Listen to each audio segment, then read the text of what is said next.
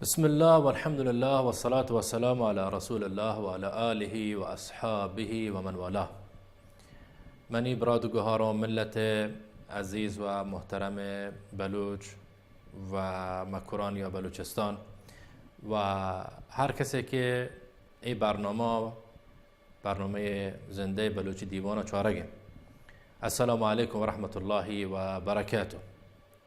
از اینکه الله سبحانه و تعالی توفیقی داد که یک مرتبه دیگه در خدمت شما ببینگو برنامه بلوچی دیوان. الله سپاسگزارم و ان شاء الله تعالی دعا کنم که چیزی که به خیر و مصلحت ما و شما بلوچونه، به خیر و مصلحت امت اسلامی به طور عموم آشیا بر زبان بنده جاری بکن. منی برادرگوهاران ملت عزیز و محترم بلوچستان، قبل از اشیا که من وارد بحث انشاف ببون و ما و شما در ای دیوانا بنندن از قال الله و قال رسول صلی الله علیه و آله و سلم بگشین، یک نکته خیلی مهمه البته اشیا یک مرتبه دیگه متذکر ببون. این هم به خاطرش این که خیلی از می برات و می دوست آشونه که صاحب نظرن در زبان بلوچی، در لهجه بلوچی، بعد از اشیا که من فدی اولین برنامه در هفته قبل ارائه داد، یک نظرش هسته و نظرش هم البته به جای انتقادش هسته بر اشیا که کوشش ببید که ما همه زبان اصلی بلوچی تمامی ملت بلوچا مورد خطاب قرار بده. من در همه هفته عرضم کو که از نظر منی دیدگاه ایشین که بلوچ در هر منطقه، در هر کشور، در هر جایگاه که بیده خبری گپی تحت تأثیر فرهنگ و فکرها و جایگاهی که زندگی کده قرار گرفته و این یک امر طبیعیه. بچارت وقتی که کتابت بلوچی تدریس نبید، وقتی که فرهنگ های دیگه، لغت های دیگه، زبان های دیگه در زندگی بلوچون وارد ببید، خب بلا شک از طرف هم هیچ تعلیمات خاص ادبیات زبان بلوچی هم در منطقه نیستن. خب قطعا هر بلوچی تحت تاثیر فرهنگ یا زبانی که در منطقه خبر بگین قرار گیرد، یک چیز کاملا طبیعیه. لذا من در همه هفته خواهش کو که روی مسئله لهجه کسی خورده مگید. ما خیلی از می براد زونند که ما در منطقه مکران ساحلی دریای دفن جاشک و در این منطقه می زبان به هر حال تحت تاثیر لغت های قرار گرفته که ما در اون درسمون تحصیل کنیم و هم زبان فارسین، نه اینکه به خاطر که ما فدی زبان بشموشن، فدی لهجه بشموشن یا فدی لهجه دوست ما داره، نه خیر، هیچ کدوم از ایشون نه، بلکه ناخواسته در این به هر حال تاثیرات قرار گرفته. ولی کوشش کنین تا جایی که عبید از لهجه خالص بلوچی استفاده بکنه، اگرچه من معتقدم که و این نظر شخصی منه، بلوچ به هر حال اصالتا زبانش عربی بیده، کار به ایشون نی.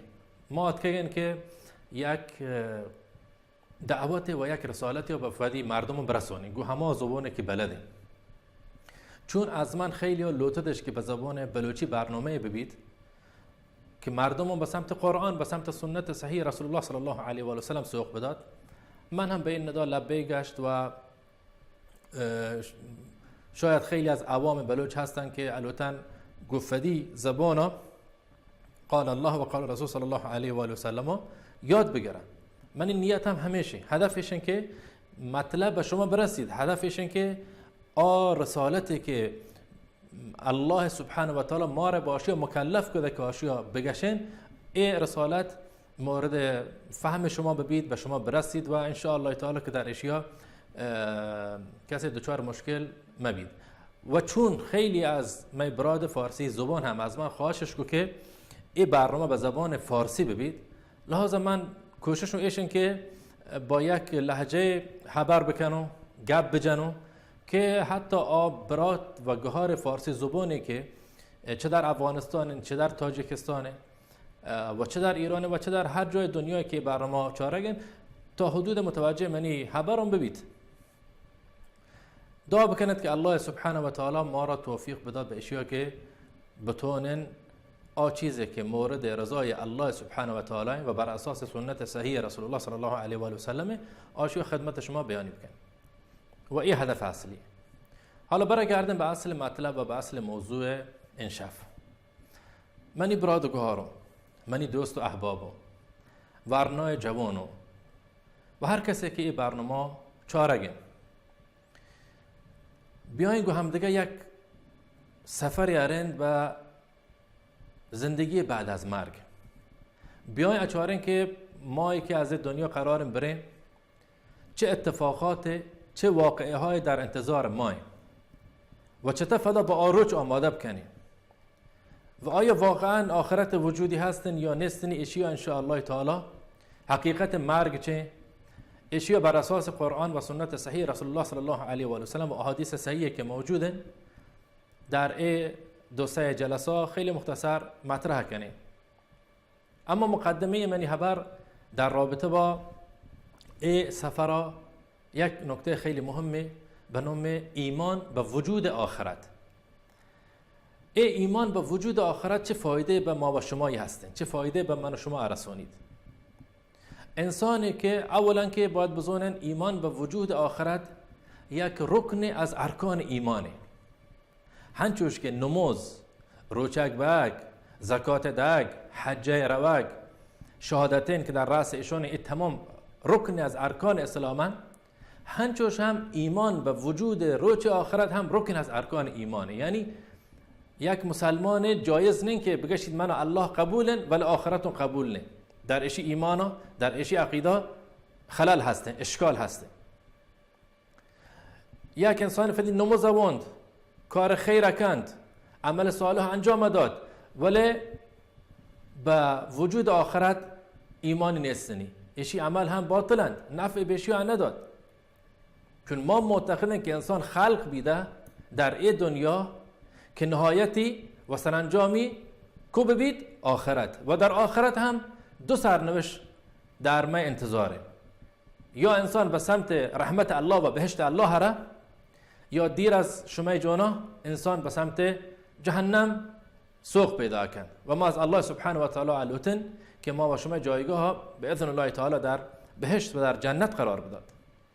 پس اولین فایده مطالعه آخرت ایشن که اساساً ایمان به وجود آخرت رکن از ارکان ایمانه. همانطوری که در حدیث عمر بن خطاب رضی الله تعالی عنه اودون که جبرائیل امین علیه السلام اکید و از رسول الله صلی الله علیه و آله و سلم یک سری سوالون اپرسید و رسول الله صلی الله علیه و آله و سلم جواب داد. یکی از سوالون این شبید که جبرائیل امین علیه السلام یا وحی جست کند از رسول الله صلی الله علیه و آله و سلم بگش منا که ایمان چین و در ادو رسول الله صلی الله علیه و آله و سلم فرماش کند که ایمان چین ان تؤمن بالله، یکی ایمان بیاره به الله و ملائکته و الله ملائکون و کتبه و الله کتبهای آسمانیون و رسوله و الله رسولون و ایمان بیاره بچا و الیوم الاخر و ایمان بیاره به روز آخر و تؤمن بالقدر خیره و شره و به قدر خیر و شرش ایمان دبی. بنابراین ایمان به روز آخرت رکن از ارکان ایمان. الله سبحانه و تعالی در سوره بقره آیه 4 فرماش کن والذین یؤمنون بما انزل الیک و ما انزل من قبلک و بالآخرة هم یوقنون و بالآخرة هم یوقنون. و کسانی که ایمان کارن با چیزی که به محمد مصطفی صلی الله علیه و آله و سلم نازل بیده و با چیزی که قبل است از جانب الله سبحانه و تعالی نازل بیده و بالآخرة هم یوقنون و با وجود آخرت هم ایمانش هستن، یقینش هستن، باورش هستن. دومین فایده مطالعه آخرت ایشن که انسانی که معتقدن که یک آخرتی ها در واقع یک ترمز دستی بفت شری کده از اینکه مرتکب یک گناهی یا ببید. مثلا چه چیز انسان را باز دارید از اشیا که دزدی مکن؟ قطعا ایمان به وجود آخرت. چه چیز انسان را باز دارید از اشیا که مرتکب قتل مبید؟ ایمان به وجود آخرت. چون این فرد از اون که اگر من بیام دروغ بندم، من بیام دزدی بکنم، من بیام قتل بکنم، من بیام مرتکب یک معصیت ببون، مرتکب یک گناه ببون، شاید در این دنیا کسی منو مگندید، کسی متوند منو مورد حساب کتاب قرار بده که مثلا منو زور هسته، منو حکم هسته، منو ای هسته و آ هسته، ولی در روز آخرت الله سبحانه و تعالی اشیا مورد محاسبه قرار داد. پس ایمان به وجود آخرت یک فایده ایشن که ما را از انجام معصیت و گناه باز دارید. دو عبید بگشه که سومی فایده ایمان به وجود آخرت هم یا مطالعه اصلا قضیه آخرت اهمیت ایشن که بچارت در این دنیا الله سبحانه و تعالی ای بشری خلقو و هر بشری یک رزقی هستنی، یک زندگی هستنی و یک رفتار و اخلاقی هستن. اگر قرارن که آشه که زوری هستن ظلم بکن یا آشه که حکمی دستن به زور مردم سرا راج کن و حکومت بکن و آشه که مظلومن و زوری نه ای هم همچوش بمونی به ترس و لرز فدا بگیبت و مرگ هم پایان زندگی ببید، ادو آ مجتمع و آ جامعه دچار خلل بید. یعنی آشه که زوری هستن زندگی اکن، آشه که زوری نیستن باید در همه دنیا بمرید، آخر هم هیچ حق و حقوق هم مبید. این امکان نیستنی. این از حکمت های عدل الهی کاملا دیرن، کاملا بعیدن. الله سبحانه و تعالی یکی از حکمت های شاید مطالعه آخرت ای بید که ایمان به وجود آخرت به ما ملزم کو که ما مطمئن ببین که هر کاری در ادو انجام بدن در آخرت ما نتیجه اگنده. مظلومه که زوری انا رسید فی حقا بگیب، از رحمت الله ناامید مبید و فلا بسپارید به همه روچه که الله سبحانه و تعالی حق عزا ظالم اگیبت و این امید داد انسانا. این انسان تشویق کن به سمت اشیا که انسان به فد زندگی ادامه بداد، صبر بکن، حوصله بکن تا اینکه الله سبحانه و تعالی در روز قیامت در ترازوی عدل الهی بتون و ای حساب کتابون الله جل جلاله و عمه نواله از انسان ظالم بگیب و مظلوم حقا به مظلوم بداد. سرور عزیز و محترم، حقیقت ای دنیا چین؟ حقیقت ای مرگ چین؟ و آیا بعد از مرگ واقعا زندگی هستن یا نه؟ اشیا در ای جلسه انشاءالله خیلی مختصر من و شما با همدیگه در ای دیوان بلوچیا مورد بحث و بررسی قرار ده. بچارت منی برادو گهارو ورنای بلوچو جوانهای عزیز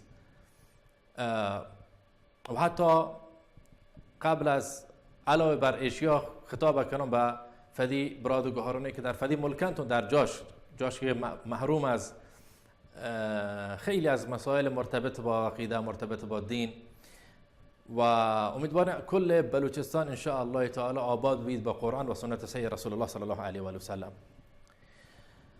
الله سبحانه و تعالی ما و شما را بی خود و بی جهت خلق نکده که هر کار دل الوتید انجام بدین و بعدم هیچ حساب کتاب مبید، ظالم ظلم کن، حاکم راج کن، مظلوم شفروش بنندی و بگیری و هیچ کس هم بتون به فتح حقا برسید. نه، الله سبحانه و تعالی این دنیای هنچو بی خود و بی جهت و خلق نکده. الله جل جلاله و عم نواله فرماشه کن افحسبتم انما خلقناكم عبثا وانكم الینا لا ترجعون.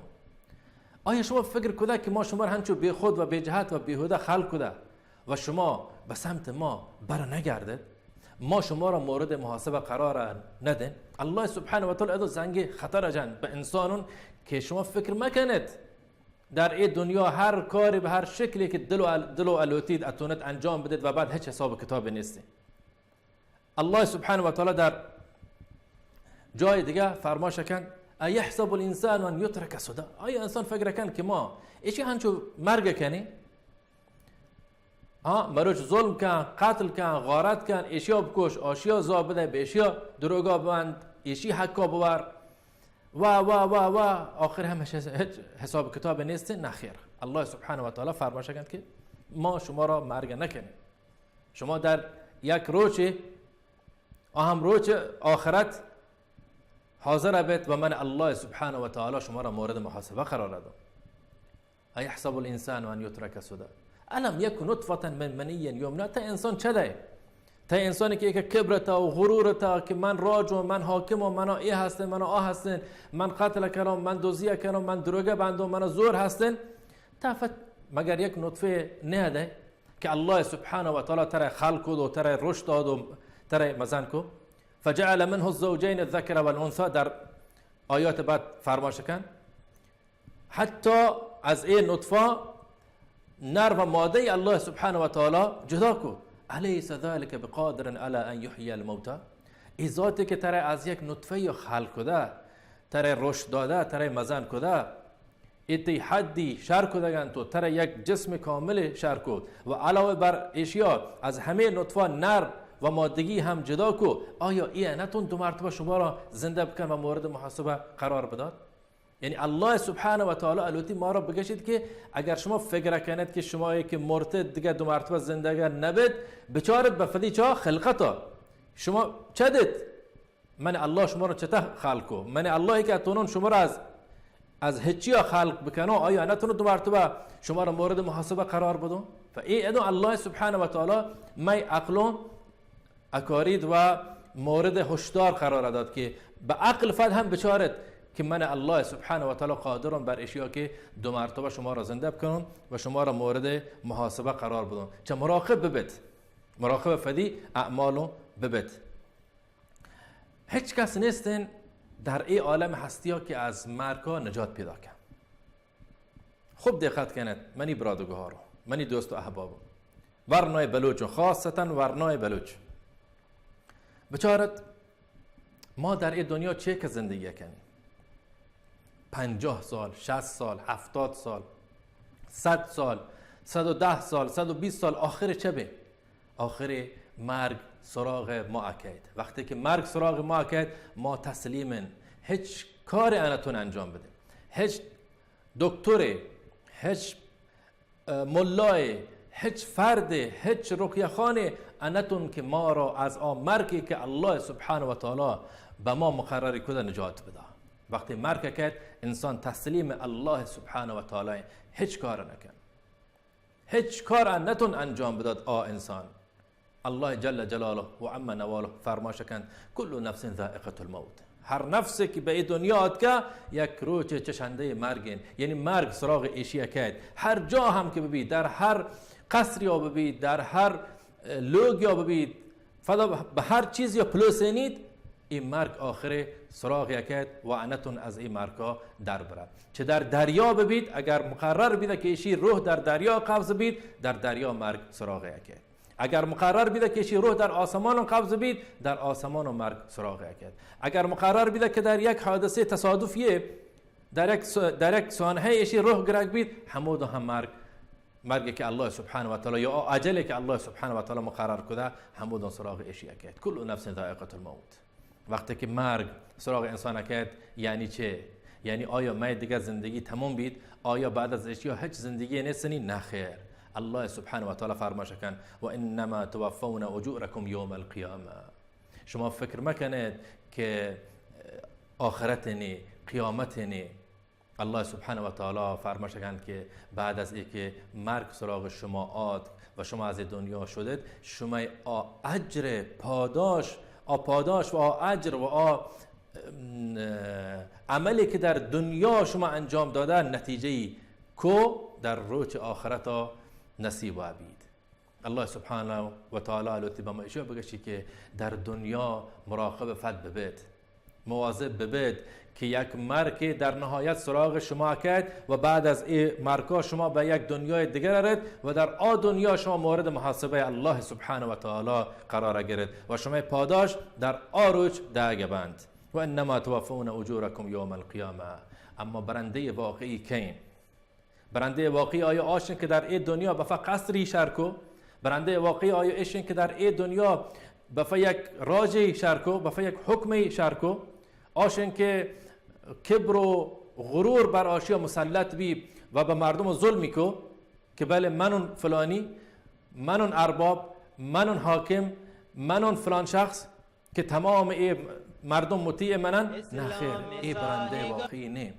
برنده واقعی آشنه که یک قصری بفا شر کن و دیگران از ای خیری که الله داده محروم کند. برنده واقعی ایشنن که ظلم کند و به ظلم الوتید مردم سرا راج کند. برنده واقعی ایشنن که بفا فخر کند که بله منون و بهتر از من هیچ کسی دیگه نیستن، بلکه الله سبحانه و تعالی برنده واقعی، فردی که اتون واقعا در روز قیامت فدا از این بنبست و نجات بداد. الله سبحانه و تعالی ایشیا معرفی کند و فرماش کند که فمن زحزح عن النار و ادخل الجنه فقد فاز. برنده واقعی آشن که از ورود به آتش جهنم نجات پیدا بکن و وارد جنت الله سبحانه و تعالی ببید. الله سبحانه و تعالی در این آیا بعد از اینکه قضیه مرگا به ما متذکر بید و هشدار داد که بچارت این مرگ سراغ شما کرد، بله شما از این مرگا بیشتر پریشان فدی آخرت ها ببید. این مرگ کرد دیر یا زود، در دریا، در خشکی، در صحرا، در هر جای ممکنه که این مرگ سراغ شما بیاد، اما ترس واقعیش باید کو ببید؟ آروچ قیامت ببید. آروچ ببید که الله سبحانه و تعالی شما را مورد محاسبه قرار داد. اگر شما نجات رو پیدا کو از آتش جهنم و وارد بهشت الله سبحانه و تعالی، اون موقع شما برنده واقعی. الله سبحانه و تعالی ما را تشویق کن به انجام عمل خیر. الله جل جلاله و عمه نوال از ما الوتید که پیش از اشیا که این مرگ سراغ ما بیاد، وقت و زمان هم که ما اصلا نتونن بزاننی که این مرگ چه وقت و چه زمان سراغ ما کرد. بنابراین هر لحظه انسان باید منتظر مرگ ببید.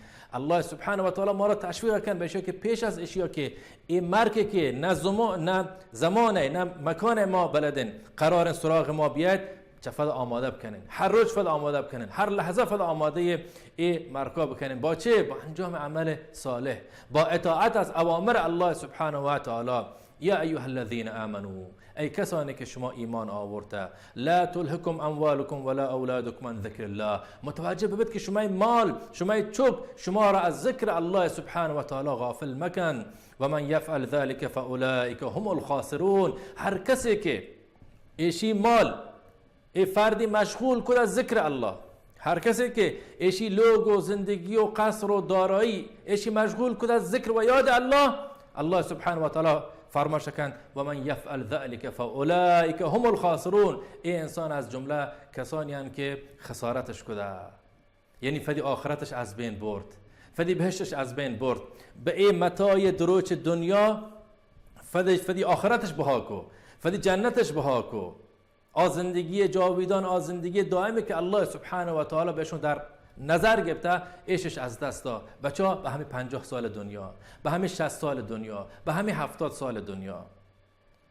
بنابراین الله سبحانه و تعالی ما را تشویق کن و انفقوا مما رزقناکم من قبل ان یأتی احدکم الموت. قبل از اینکه مرگ سراغ یکی از شما بیاد، در راه الله سبحانه و تعالی انفاق کنید، عمل صالح انجام بدید، نماز بخونید، روچک ببید، از فدی الله غافل مبید. هر چیزی که الله سبحانه و تعالی دستور داده اشیا انجام بدید، اشیا به خوبی انجام بدید. و از هر چیزی که الله سبحانه و تعالی ما را منع کرده، فدا از آشیا دیر بدارید. مشمع سرنوشت در گروه مشمع چند عملن. اگر مشمع عمل خوب ببید، مشمع سرنوشت هم در آخرت خوب ببید. اما اگر عمل در دنیا بد ببید، خراب ببید، معصیت ببید، گناه ببید و در اشیا هیچ توبه هم نیستین، بازگشت به سوی الله نیستین، مطمئن ببید که ما سرنوشت در آخرت هم والعیاذ بالله دچار لغزش بید. ما آرزو اکنن که تمامی امت اسلامی وارد بهشت و رحمت الله سبحانه و تعالی ببند. بنابراین اگر الوتد که فدا از شیطان، فدا از مصیبت، فدا از گرفتاری، فدا از فلاکت، فدا از والعیاذ بالله آتش جهنم نجات بدید، مبادرت بکنید به چه؟ به عمل صالح. بیاید و انفاق بکنید در راه الله سبحانه و تعالی به هر طریق، به هر روشی که اتونید. فدی نمازون پایبند ببید، فدی مجتون پایبند ببید، به فدی پدامود احترام بکنید، فدی پدامود مورد احترام قرار بدید. البته ای که مسئله احترام به پدامود یک مسئله خیلی مهمه و ان شاء الله تعالی چون مروش یک بحث دیگری در هفته های آینده ان شاء الله تعالی در موردش من بیشتر گپ جنو، اما مختصر ایش که تا جایی که اتونید فدا به عمل نیک و عمل صالح مزین بکنید قبل از اشیا که مرگ سراغ شما بیاید. و اگر شما فکر کنید، این یک نکته خیلی مهمه، و اگر ما و شما فکر کنین که مثلا من الان 20 سال الان مرگ سراغ من نید، 20 سال دیگه رکید، من 30 سال دیگه عمر کنم، من 40 سال دیگه عمر کنم، این فکر اشتباهی. ای همه تلبیس ابلیسن، ای همه فریب شیطانن که الوتی ترا در معصیت، ترا در گناه صبر بده. بگش که خب تا حالا انت که گناه کن، معصیت کن، ظلم کن، نمازا مون، روچک مبی، عبادت مکن، حالا 10 سال دیگه 20 سال دیگه که تا پیر بیده، حالا نو خلا بلن فدی توبه بکن و فدی نمازا بون. هیچ تضمینی نیستن منی برادرگهارون که ما یک روز دیگه زنده ببین. تضمین هسته؟ به هیچ وجه نه. هیچ کس نتون بگشی که من تا صبحی حتما زندگی بودم. شما به چم فت گندگت. ما را چه که دوست بیده، ما را چه که رفیق بیده، ما را چه که طایفه بیده، ما را چه که احباب بیده که آروش گو یک تلفن یا یک ملاقات یا گوشو خبرن کده، بله روز دیگه خبر به ما رسیده که بله تی فلان مردم تی فلان دوست از دنیا شو. چه بید یک ماشین یاجد، چه بید در دریا غرق بید، چه بید شفابت دیگه رو چه افواب پادنیات و از این دنیا شو. چه که از این اتفاق من و شما شفروچ مگنده ولی عبرت مگرگنی. باز هم فکر کنین که این مرگ و این موت به ایشیه ولی به من نه. و این یک فکر خیلی اشتباهی. این فکر درست نه. لحاظا مطمئن ببید که الله سبحانه و تعالی دیر یا زود این مرگا سراغ ما اکارید به هر طریقی که در عجل ما نویسک بیده و باید هر لحظه فدا آماده مرگ بکنیم. از همه الان شروع بکنین. اگر که دوچار لغزش بیدگین، دوچار معصیت بیدگین، در حق فد، در حق آخرت فد، در حق الله فد کوتاهی کده، از همه الان شروع بکنین و بر بگردن به سمت الله سبحانه و تعالی. شاعر به زبان فارسی اگشید باز آ، هر آنچه هستی باز آ، گر گبر و یهود و بت پرستی باز آ، که این درگه ما درگه ناامیدی نیست، 100 بار اگر توبه شکستی باز آ. این فرصتی که الان الله سبحانه و تعالی در اختیار تی قرار داده، از این فرصت ها استفاده بکن و بر بگرد به سمت الله سبحانه و تعالی قبل از اشیا که مرگ سراغ یکی از ما و شما بیاد. یک میان برنامه کوتاه انشاءالله به هم اگندین و برگردن و بحثا ادامه دین. با ما بمونید منی برادرگار.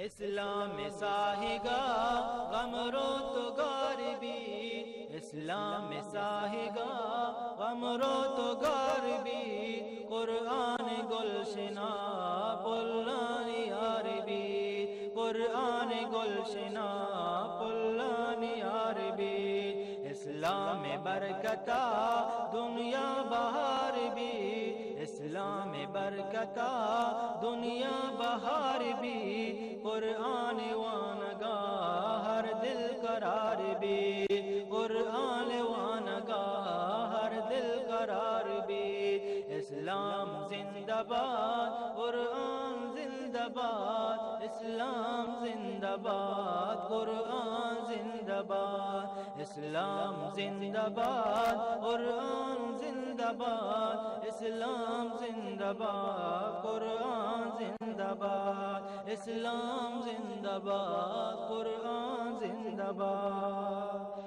باندہ میرے عمل مرچی دا بکن، باندہ میرے عمل مرچی دا بکن، ہر منکرہ وطا سندو جدا بکن، ہر منکرہ وطا سندو جدا بکن، اسلام خاطرہ جان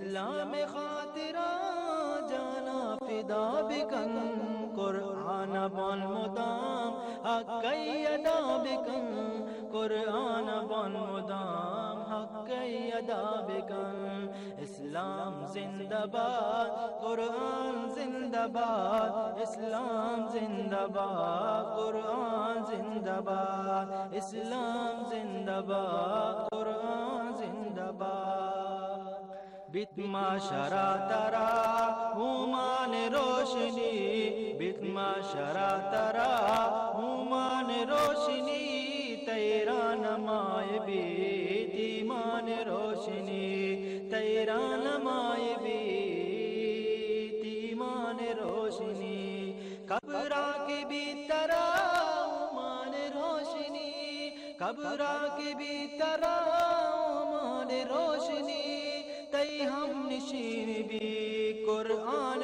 روشنی تی ہم نشین بھی قرآن روشنی اسلام زندہ باد قرآن زندہ باد اسلام زندہ باد قرآن زندہ باد اسلام زندہ باد قرآن زندہ باد اسلام زندہ باد قرآن زندہ باد ہر کس کے مومن عابد مجنتا ہر کس کے مومن عابد مجنتا قرآن کی شکان تے قدر و قیمتا قرآن کی شکان تے قدر و قیمتا آسان جات بیت اسلام برکتا آسان جات بیت اسلام برکتا رب گرائے گا قرآن شفاتا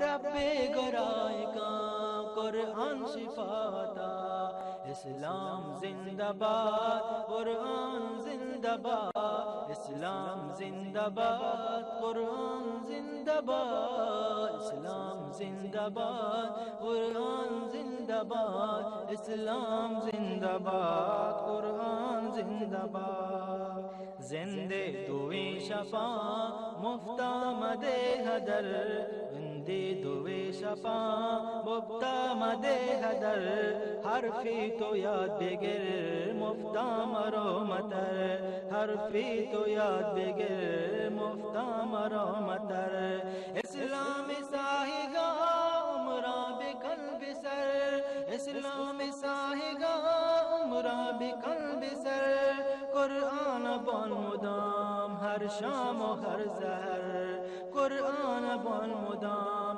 ہر شام و ہر سحر اسلام زندہ باد قرآن زندہ باد اسلام زندہ باد قرآن زندہ باد اسلام زندہ باد قرآن زندہ باد یا رب روان بودا گرچہ کتا خطا یا رب روان بودا گرچہ کتا خطا تو مہربانی ہر کس کی کندوا تو مہربانی ہر کس کی کندوا یا رب روان بودا گرچہ کتا خطا یا رب روان بودا گرچہ کتا خطا تو مہربانی ہر کس کے کندوا تو مہربانی ہر کس کے کندوا اسلام زندہ باد قرآن زندہ باد اسلام زندہ باد قرآن زندہ باد اسلام زندہ باد قرآن زندہ باد اسلام زندہ باد قرآن زندہ باد اسلام زندہ باد قرآن زندہ باد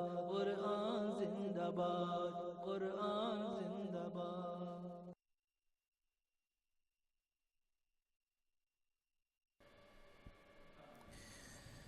منی براد و گهارو ملت بلوچ و هر کسی که این برنامه زنده بلوچی دیوان چهارگین با عرض سلام مجدد.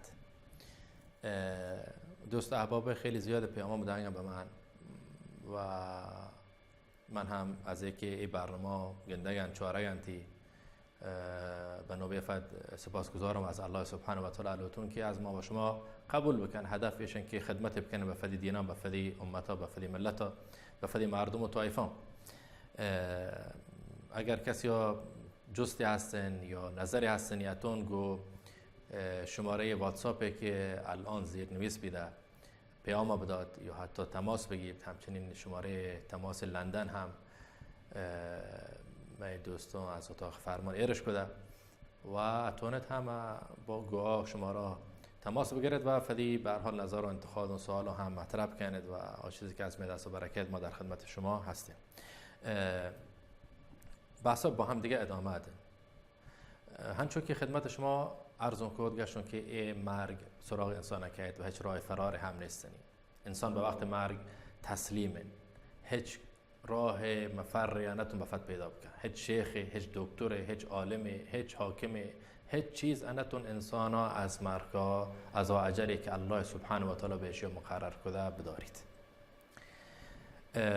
اما انسان سفر به آخرت به چه شکل آغاز بید؟ از کو شروع بید؟ بشارت در وجود انسان الله سبحانه و تعالی یعنی الله جل جلاله و عمه نواله ای بشر به دو چیز خلقو، یکی به جسم یکی به روح. در جسم انسان الله سبحانه و تعالی ای روحی قرار داد و تا زمانی که ای روح در جسم انسان وجودی هستن انسان حرکت میکنه، این کار کنه، این تلاش میکنه. اما به محض که ای روح از انسان جسما دیر بید، جدا بید، کشک بید، دیگه انسان زندگی در این دنیا تمام بید. روح هم دو حالت به انسان پیش کرد که از بدن انسان جدا بید. حالت اول که در واقع یک دلیل به ایشی که انسان بعد از مرگا دو مرتبه زندگی بید ایشن که وقتی انسان خوابه، بچاره وقتی انسان خوابه شف خوابه خبر هیچ نه دیگه رو چه وقتی افابا پادکوی اگنه مثلا یا دوست یاد که به این لوگی جدا شده شما را هیچ خبر نبیده. بچه به خاطر ایشا که در وقتی که انسان خوابه این روح از بدن و انسان یا جدا بید، اما نه جدا باگ دائمه بلکه جدا باگ موقته. ایش یکشن مرگ موقت، مرگ کوتاه مدت. یا وقت انسان همچون که خوابه این روح برای همیشه از انسان ها جدا بید. این دیگه هماشین که انسان کلا این دنیا مرگ کن و به سمت عالم برزخ و آخرت حرکت کن. پس بنابراین روح در حالت اول از جسم انسان جدا بید وقتی که انسان خوابه. دیگه رو که شما از خوابا پا دکوید یک زندگی جدید به شما شروع بید و آغاز بید و این فقط یک دلیل خیلی مزنی به که انسان بعد از مرگ دو مرتبه زندگی بید. حالت دوم میشه که همچون که خدمت شما عرض کنم روح دیگه برای همیشه از بدن انسان جدا بید. انسان اگر یک وقت اجل یکد این روح برای همیشه از بدن جدا بید و انسان با قبرستان برای بید و دفن کنه بید. در یک حادثه یا در یک سانحه یا چه در دریا چه در هوا چه در زمین اگندید که یک انسان جسمی از بین شد و روح هم ای جسم و ای بدنی گوی بچه بدن خداحافظی کو و در کبت و پیوست به عالم دیگه. ادون همه حالتی که روح به طور کامل بدن انسان مرگ کن و همه چیزی که ما یکشن انسان از دنیا شده فلانی مرد و به رحمت الله سبحانه و تعالی شد. پس در این دو حالتون روح از بدن انسان جدا بید. این مرگ و این جدایی روح از بدن با یک چیز آغاز بید به نام سکرات. سکرات یعنی سکر اصلا یعنی چه؟ سکر یعنی از فد به فد باگ. سکر یعنی بیهوشی. سکر یعنی مستی، یعنی انسان خبر هیچ نیستن. نوع بی‌حسی، نوع بیهوشی، نوعی که انسان فدی عقلی از دست داده. اندازون که چه باگن و چه باگنن، چه اتفاقات کفاین تحت فشار زیاد قرار گرفته ایش یکشن سکر. متوجه بیده؟ بنابراین مرگ هم آغاز بید انسانه با چیز به نام سکرات موت، یعنی از فد به فد باگ. گاه موقع ای سکر یا ای از فد به فد باگ نتیجه ایشین که والعیاذ بالله مثلا یکی مسته، یکی شرابی وارده، مخدراتی کشته و هیچ چو نزد از هیچ چیز هم خبری نیستنی. یک وقتی گنده که این سکر و این اسفد به فدبک نتیجه شدت درد، شدت فشار. شما بچارید مثلا وقتی که یک بخشی از جسم انسان دیگه زیاد مدردن، بیش از اندازه مدردن، اگر شما بزیرت آشی پشت هم بجنت اصلا دیگه احساس نکن. یعنی یک شدت درد زیاده که شما اگر یعنی یک دار یا یک چیزی یا بزیر آشی پشت بجنه هیچ اصلا گمان نگیب. چرا؟ چون شدت درد خیلی چه زیاده. پس بنابراین این اسفد به فدبک، این بیهوشی گاه موقع نتیجه ایشین که انسان فدی عقلا از دست داد و گاه موقع به خاطر شدت دردی که انسان یعنی با انسان رسید و اصابت کرد. الله سبحانه و تعالی وسکند این حالتا. الله جل جلاله و عم نواله افرمانید و جاءت سکرة الموت بالحق ذلك ما كنت منه تحید. سکرات موت به حق آت. این همه چیزیه که تا از آشیا ترست است، حراست است، در ربط ده. این به هر حال سراغت آد. الان وقت مرگن، الان وقت قبض روحن، الان وقتی که این روح الوتید از تی بدن جدا ببید و این جدا باگ روح از بدن یک چیزی هستین به نام سکرات، درد شدید، رنج شدید، اسفد به فدبک. الله سبحانه و تعالی ایشیا حتی مثال اجن در قیامت روچا فرماشکن و ترى الناس سکارا و ما هم بسکارا ولكن عذاب الله شدید. آروش مگنده که گشه را این مردم اسفد بیفدن، گشه را مستند، ولی این مستی به خاطر چین؟ به خاطر ایشین که عذاب الله سبحانه و تعالی سخته. و همچون که خدمت شما عرض کو این سکر و این اسفد بیفدبک یک موقع نتیجه شدت درد، شدت عذاب و الله سبحانه و تعالی ایشی هم وصف کن در آروش قیامت که مردم از شدت درد، از شدت رنج اسفد بیفدبک. پس سرور عزیز و محترم، ما به این روچا چن آماده کده؟ رسول الله صلی الله علیه و آله و اصحابه و سلم، رسول اکرم بهترین خلق در نزد الله سبحانه و تعالی، این شخصیت بزرگ جهان اسلام، زمانی که الله سبحانه و تعالی علوتید فدی بندهی بکن و رسول الله صلی الله علیه و آله و سلم در بستر بیماری فدی سرایه رکن، از ام المؤمنین عایشه رضی الله تعالی عنها طلب کن که یک کاسه آف کن و بیار. ای کاسه ام المؤمنین عایشه رضی الله تعالی عنها آفیه کن تو اکاری. رسول الله صلی الله علیه و آله و اصحابه و سلم فدی دست مبارکه موی کاسه آفای رکن و به فدی دیما همی آفون کشیدش و امالیدش و فرماشکند لا اله الا الله ان للموت لسکرات. لا اله الا الله ان للموت لسکرات. هیچ معبود بر حق بجز الله سبحانه و تعالی نیستن. این موتا و این مرگا یک سکراتی هستنی، یک رنجی هستنی، یک شدتی هستنی، یک اسفد بیفده هستنی. لحاظا برای این روچا سروران من فدا آماده بکنین. برای این روچی که قرارن ما دچار سکرات موت ببین فدا آماده بکنین. به چه؟ به عمل صالح، به عبادت الله سبحانه و تعالی، به پیروی از چیزی که الله جل جلاله و عمه نواله ما را دستور داده. ورنای بلوچون عزیزون محترمون منی برادگار بلوچون، والله و بالله و تالله همین نمازی که شما اوانتی با اخلاص، همین نمازی که شما به الله سبحانه و تعالی اوانت، همین نمازند که شما را از این روچ سخت نجات دادند. همین عمل صالحی که شما انجام میدید بچه صرفاً به خاطر رضای الله سبحانه و تعالی، همین عمل صالحند که در این وقت شما را نجات داد. وقتی رسول الله صلی الله علیه و آله و سلم از شدت درد سکرات رهایی پیدا نکو، مشما دیگه چین، مشما دیگه کین. بنابراین این دنیا بفا وسیله قرار بدید که در این روچون و در سفر آخرت بتوند فدا نجات بدید. این دنیا یک وسیله بفا قرار بدید که بتوند با انجام عمل صالح، با عبادت الله سبحانه و تعالی فدا در دایره لطف و کرم و رحمت الله جل جلاله و عم نواله به وقت مرگ قرار بدید. این سکرات موت آمدنین، این مرگ آمدنین.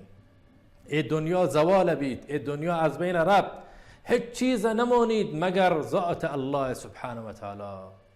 كل من عليها فان و یبقى وجه ربك ذو الجلال والاکرام. تمام چیزی که از جانب الله سبحانه و تعالی که تمام از بین رند مگر امانید خود الله سبحانه و تعالی، ذات الله سبحانه و تعالی. مشموعی که قرارن از این دنیا برن، مشموعی که قرارن یک سفر دراج و طولانی ببیدن به آخرت و در عود و مورد حساب و کتاب قرار بگیرن. حیف نین که فدی ای عمره ضایع بکنن با لهو و لعب، با عبث، با بیهودگی، با ظلم، با بینمازی، با معصیت الله سبحانه و تعالی. حیف نه. چه که انسان در دنیا گناه کند، چه که انسان در این دنیا از گناه لذت برد، آخری همه لذت گناه هم از بین رفت. با چه؟ با همه روچه که مرگ سراغ انسان کرد. شما اگر حاکمه ببید و این تمام کره زمین رو حکم بکند، در نهایت شما این حکم، شما این راج، شما این قصر عبید همه 2 متر قبره که باید در داخل آشیا باسپت و مورد حساب کتاب قرار بگیرد.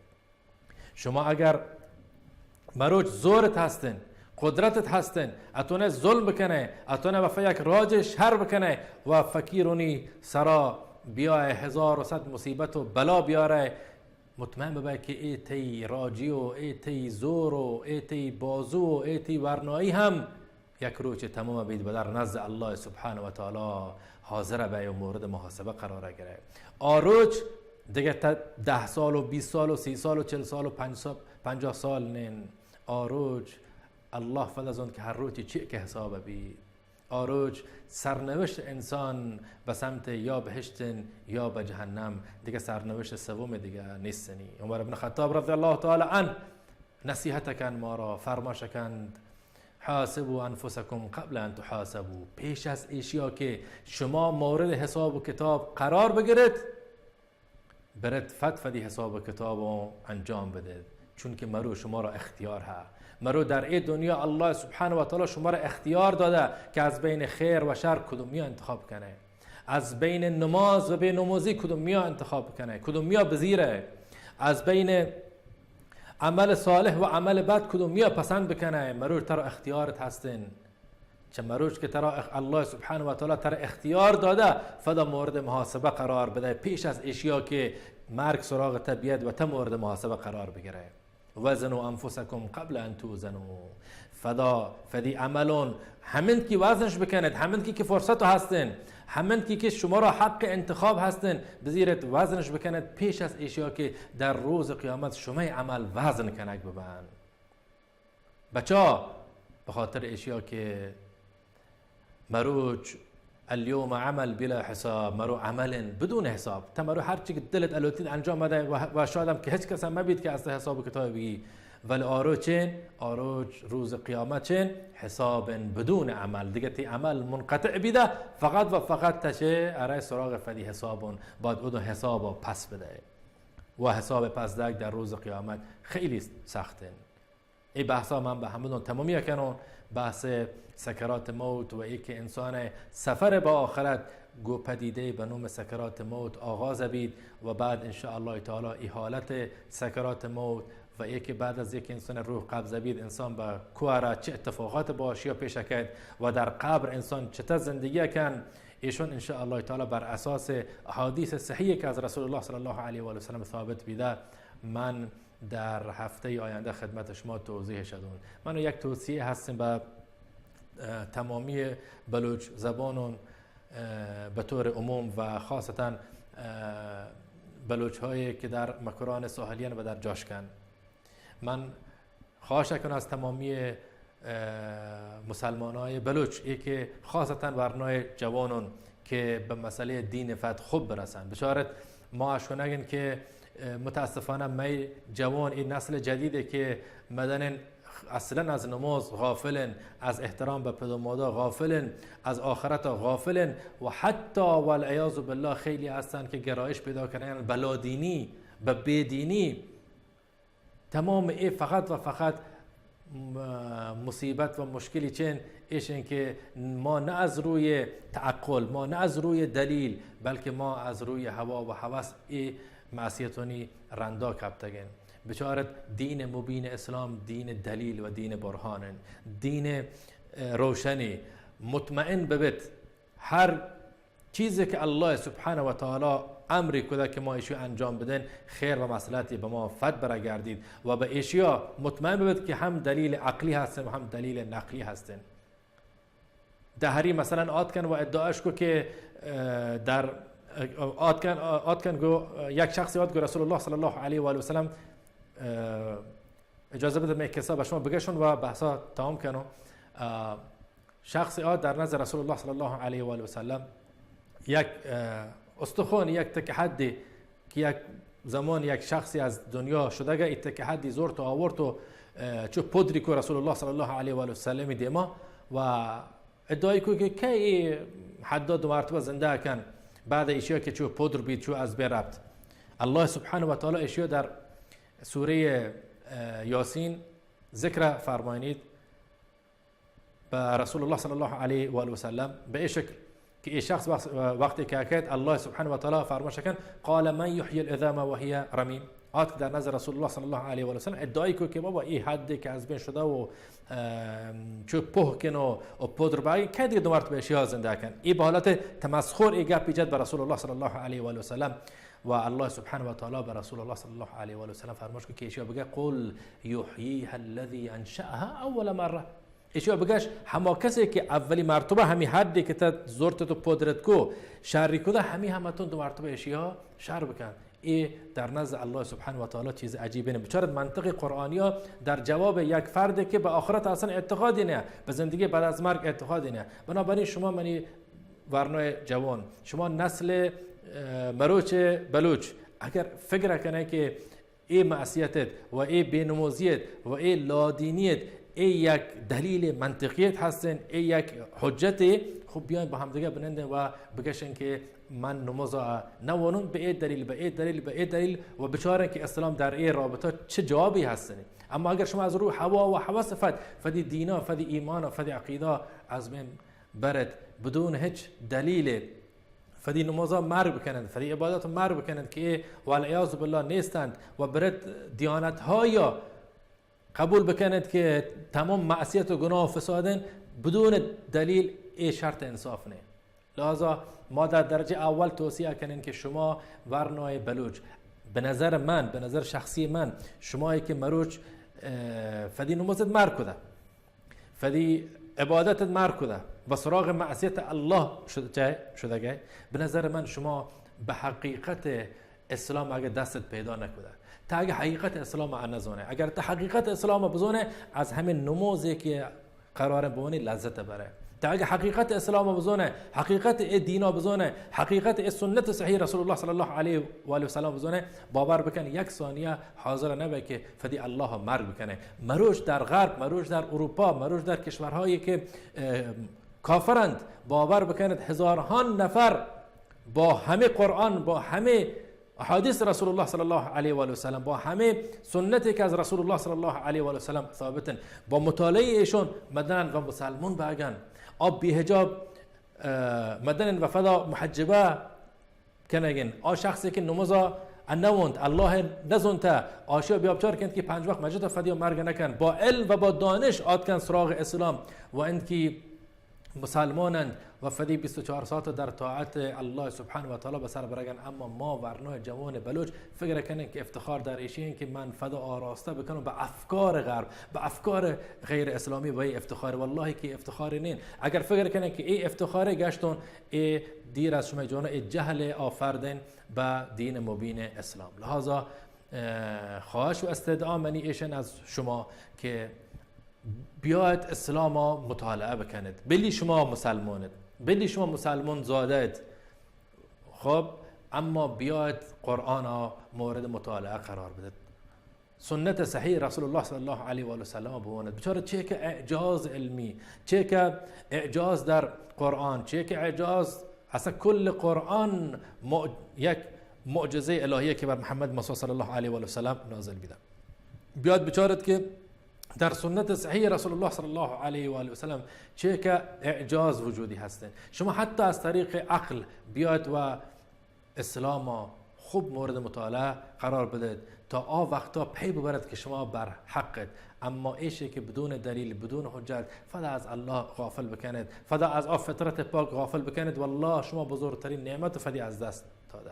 مروج بزرگترین نعمتی که من و شما را هستن نعمت اسلام و هر کسی که این نعمتی از دست داد یعنی تمام خیر دنیا و آخرتی از دست داده. ای گپا من از روی احساسات گشک نه، بلکه ما با دلیل با برهان مگشن که اسلام همان دینه که مورد پسند الله سبحانه و تعالی. اسلام همان دینه که تمامی بشریت باید از اشیا پیروی بکنن، چه نصارا چه یهود، هر دیانتی که ببید باید بیاد و در دایره دین مبین اسلام فدا قرار بداد. اگر الوتید که در قیامت مورد رحمت و لطف الله سبحانه و تعالی قرار بگیرید. دین در نزد الله سبحانه و تعالی چین دین اسلامه. پس من خیلی متاسفم از اشیا که اشکو نگون می ورنای بلوچ مر کنگند فدی دین اسلام ها مر کنگند روگن سراغ دیانت هایی که به هر حال آفت فدی، یعنی در آفت در فدی دیانت ها شکش هسته، آفت در فدی دیانت ها اصلا برمیگردن از فدی چیا دیانت ها و مدنن سراغ اسلام. ما مسلمان این نعمت بزرگ الله سبحانه و تعالی از دست بدن و برن سراغ افکار غلط. این من فکر کنم که یک مصیبت خیلی بزرگی که آفرد و فدی اکارید. نتیجه هر عملی به خود شخصا به خود آفردا برگردید. من خواهش کنم که حتما و حتما بیاید قرآن بوند. یکی از من دوست و احبابم تعریف کو که ما را هستن شخصی که مدرک دکترایی هستنی اما قرآن وانگا بلند نین، قرآن تفسیر را نزوند. یعنی خب این یک مصیبته. این فرد نزوند که نماز حکمتی چرا باید نماز بون. خب درسته که یک مدرک دکترایی هستن ولی به عنوان یک مسلمان وقتی که تف دینا خوبه نزونه چیکارت کنه؟ خوبن مفیدن مدرک قابل انکار نین، اما مهمتر از مدرکت ایشن که تفدی دینا بزونه. تبا هر علم و دانشی که ببین نهایتت ایشن که باید الله سبحانه و تعالی همه طوری که الله سبحانه و تعالی لوته ده عبادت بکنه و الله ما را خلق ده در نهایت به که چه عبادت الله سبحانه و تعالی بجای بیارن. تمامی علم ها، تمامی دانش ها، تمامی کارها تمام و تمام خلاصه بی در اشیاء که ما در روز آخرت در بارگاه الله سبحانه و تعالی حاضر بند و الله ما را جست کن که من ترام بچه خلق کده و آروچ هم ما باید جواب بدن که ما بچه خلق بیده. لحاظا خواهش کنم شما ورنای بلوچ حتما و حتما فدی دینا خوب مورد مطالعه قرار بده و از این شبهاتی که مطرح بگین اجتناب بکنید. فاسألوا اهل الذکر ان کنتم لا تعلمون. اگر نزونت عیب نه که جز بکنید از علما و از دعات و از آشونه که به قرآن و سنت صحیح رسول الله صلی الله علیه و آله و سلم مسلطن جز بکنید و ان شاء الله تعالی بر فدی دینا استقامت ببید و از الله سبحانه و تعالی لطفاً که خیر دنیا و آخرت و تمامی ما و شما را نصیب کن. تا هفته دیگه همچنین روز شما را به الله سبحانه و تعالی سپارون. السلام علیکم و رحمت الله و برکاته.